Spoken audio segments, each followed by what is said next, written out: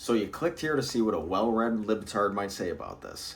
Fair enough. Let's talk about what happened to Ilhan Omar. A guy attacked her at a town hall in Minneapolis, sprayed her with apple cider vinegar while she was calling for ICE to be abolished, and Kristi Noem to be fired. And you know what she did? Stepped forward with her fist raised, ready to throw some hands. Meanwhile, Trump, the guy who spent all day Tuesday calling her a fraud and questioning her patriotism at a rally in Iowa, says he thinks she staged the whole thing. She probably had herself sprayed, knowing her. Yeah. The President of the United States just accused a congressman of staging her own assault, hours after he called her country a disaster and not even a country, and mocked Somalia for having pirates. This is where we are, but here's what actually happened. Omar's at this town hall in Minneapolis. Tensions are already sky high because ICE and Border Patrol just killed two U.S. citizens in her district, Renee Good on January 7th and Alex Preddy on January 24th. Both were monitoring ICE operations. Both were already pinned down or driving away. She's demanding Homeland Security Secretary Kristi Noem resign or face impeachment. And right as she says ICE cannot be reformed, this guy, 55-year-old Anthony Kazmarek, longtime Trump supporter with a criminal record going back to the 80s, charges the stage and sprays her with a syringe full of vinegar. Security tackles him, the crowd's yelling, and Omar, she steps toward him, fist raised, ready to go. She later told CNN, "I'm fortunate I didn't get to him because I probably would have caught charges as well." She told another outlet, "I instinctively tried to punch him. I was raised with 3 older brothers."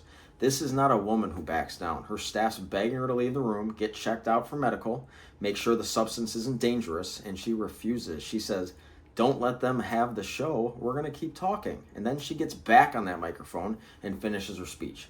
Now compare that to Trump. Hours earlier, he's in Iowa whipping up his crowd by saying immigrants need to show that they love their country and be proud, not like Ilhan Omar. Crowd boos on cue. He calls Somalia a disaster, barely a country, then makes airplane noises, boom, boom, boom, talking about the bombs in the Caribbean. This is the President of the United States making explosion sounds like a 6-year-old playing with toy soldiers. And then when she gets attacked by one of his supporters later that same day, he says she probably staged it. Let's be clear about what's happening here. Trump has spent years painting Ilhan Omar as the enemy. He's obsessed with her. Told her to go back to Somalia. Called her garbage in a cabinet meeting last month. Accused her without evidence of being worth $44 million from welfare fraud. And when his rhetoric leads to an actual physical attack, his response is, "I don't think about her. She probably did it to herself." That's not just callous, that's dangerous. Every time Trump ramps up his attacks on her, her death threats skyrocket. She's on record saying this. When he was the president the first time, the threats were constant. When Biden took office, they stopped. When Trump got reelected, they came roaring back, and now we've got U.S. Capitol Police reporting nearly 15,000 threats against members of Congress in 2025. That's up from 9,500 the year before. 3rd year in a row, those numbers are going up. Lawmakers are citing the threat environment as a reason they're not seeking re-election. They're scared to hold town halls. They're scared to meet with constituents. Because guys like this guy, who's got a Facebook full of Trump profile pictures and racist posts about Somali immigrants, I think that's their patriotic duty thinks that their patriotic duty is to attack a congressman. And Trump's response is she's a fraud. It's not hiding behind Truth Social posts. It's not rage tweeting from Mar-a-Lago. It's not making explosion sounds at a rally while your supporters cheer. That's not leadership. It's finishing the speech while vinegar's still dripping off your clothes. It's going back out the next day and holding a press conference where you look the president in the eye through the cameras and say, "Sorry, Trump, your support is collapsing and you're panicking," because that's what she did. On Monday, Trump posted on Truth Social that the DOJ and Congress are looking at Omar, accused her of being worth $44 million with nothing. His approval numbers are tanking. Quinnipiac has him at 37%. Independents are bailing, and instead of addressing his failures, he goes after the woman who refuses to shut up. And Omar fires back immediately. "Sorry, Trump, your support is collapsing and you're panicking." Right on cue. You're deflecting from your failures and your lies and conspiracy theories about me.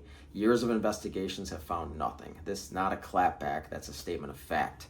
They've been investigating her for years, haven't found anything because there's nothing to find. But Trump doesn't care about facts. He cares about distractions. And Ilhan Omar, a Somali refugee who became a U.S. congressman, is the perfect target for his base. But she won't back down. She won't let the bully win, and that terrifies him because Trump's whole brand is built on the idea that he's strong and everyone else is weak, that he's a tough guy who doesn't back down. But what happens when he picks a fight with someone who actually has a spine? What happens when he goes after a woman who survived a civil war, fled to America as a refugee, learned English, got elected to Congress, and refuses to be intimidated by a 79-year-old man who's never faced a real consequence in his life? He looks exactly like what he is, a coward. Trump spent Tuesday mocking Omar's country, questioning her patriotism, calling her a fraud, and when a man inspired by this rhetoric attacks at a town hall, Trump's response is to suggest she stage it. Just more lies. Republicans are sort of condemning the attack. Nancy Mace, who literally moved the subpoena to Omar's immigration records earlier this month, said she's deeply disturbed and no elected official should face physical attacks.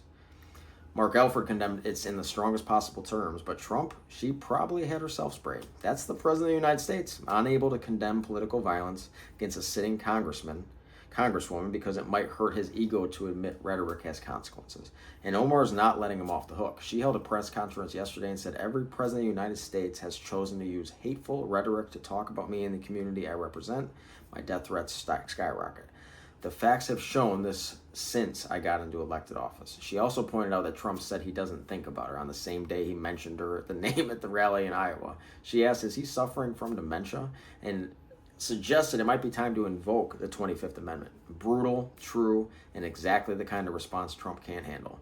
Because at the end of the day, this isn't about policy differences. This is about a president who can't stand the fact that he's tried to destroy for years, refuses to be destroyed. He's called her names, he's questioned her loyalty, he's sicked the DOJ on her, he's whipped his base into a frenzy against her, and she's still standing, still fighting, still calling him out for being weak, panicked fraud. So here's what you can do. Don't let Trump's lies become the story. The story is this. A Trump supporter attacked a Congresswoman hours after Trump spent the whole day demonizing her. That's the truth. And when Trump tries to spin it, you remind people what actually happened.